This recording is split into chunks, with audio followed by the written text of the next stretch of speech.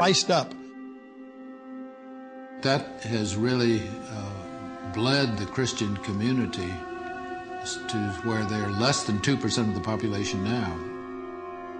The presence of a Christian community within the Holy Land, can you imagine, where Jesus first stepped foot, will no longer be there.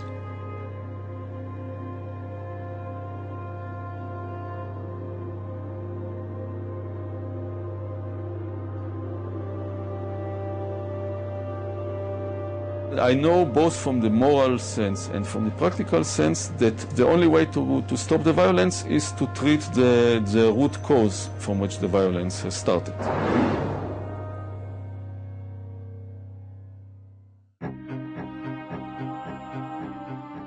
The number one myth that Westerners have about this conflict is that Arabs and Jews have been fighting for thousands of years and they're going to continue to fight. This is really quite bizarre because all it takes is a little bit of reading of history to find out that this just isn't true. There is no congenital historical enmity between the Arabs and the Jews. The Jews flourished in the Arab world at a time when they were being persecuted throughout all of Europe. At the end of the 19th century, because of anti-Semitism in Europe, European Jews began to try and figure out a solution to the Jewish problem. A very small minority adhered to Zionism, the idea that the only place in which they could be safe is within a Jewish state. Zionist Jews actually had a design on the land of Palestine, the idea of creating a homeland for Jews in the land of Palestine. And this is really the beginning of the conflict. The mainstream Israeli Jewish society believed, because that's the way they had been educated, that Palestine was empty, had been empty when the Jewish settlers came there. Who paid the price when they settled there?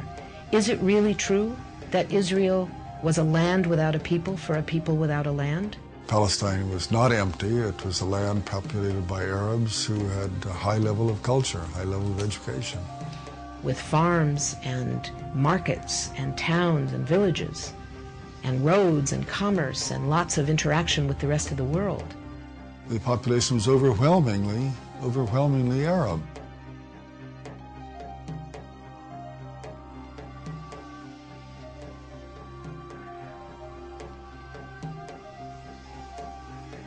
Jewish immigration increased under British rule following World War I, when Britain implemented the Balfour Declaration, promising a Jewish homeland in Palestine.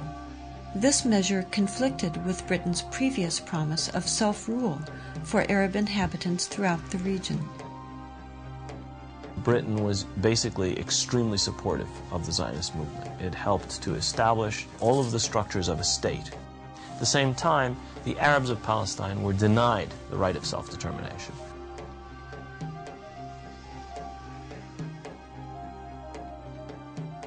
The Palestinians saw a European power decide the future of a non-European territory, in flat disregard of both their presence and wishes.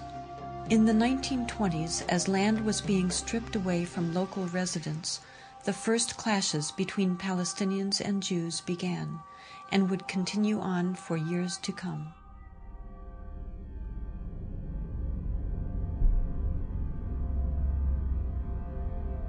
Until the early 1930s, the Jewish population of Palestine remained under 17%.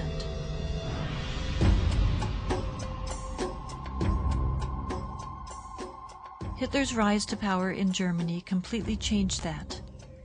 In just 5 years, 174,000 Jews flooded into Palestine, doubling their population.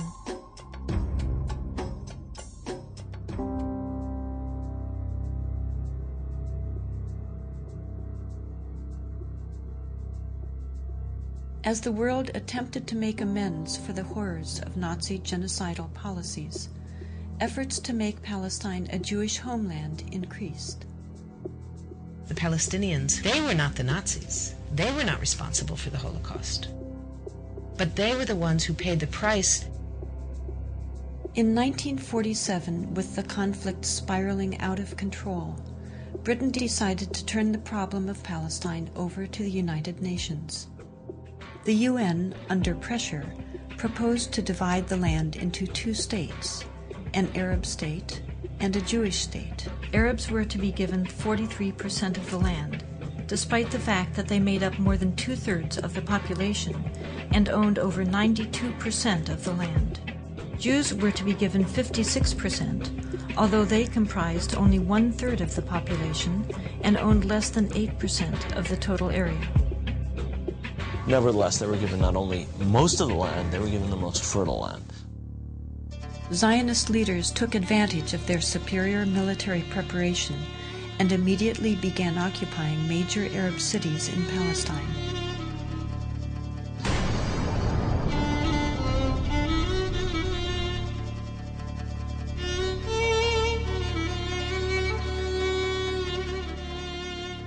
I was among the people that conquered Akko. When we were walking around, we entered the flat. There was a pair of shoes of a small child, maybe 2 years old. They didn't have time to put on the shoes, so they left the shoes and they ran away. They left everything.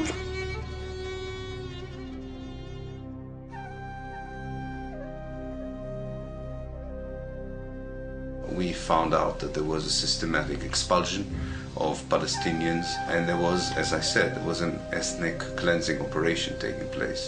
The most infamous campaign was the massacre at the village of Deir Yassin, where over 100 men, women, and children were systematically murdered. هذا البيت كان متخبين فيه أنا وولادي وأخويا موسى. بكاليت أنا معد أخوي موسى مشان نتونس بالله فيه هذا البيت. أجوا قالوا لما كنا بالبيت كنا مش كسر خبطنا الكنبلة وجينا ست صوابتنا وبنت الصوابت اللي مسحوا ولادي.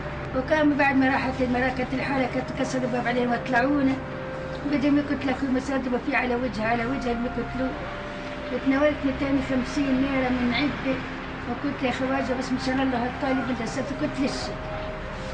قال لي كتير أنت كويس هات المصاري بارس أخوك الحنو شو تسوي فيه أخوك الحنو. أجل هاك يا ويلي هي زبطك على السلام. تحري. وذاك اليهود حط لك الخمسين ويكون أصفي موسى كدامة حط لك 5 مليون تحت راسها.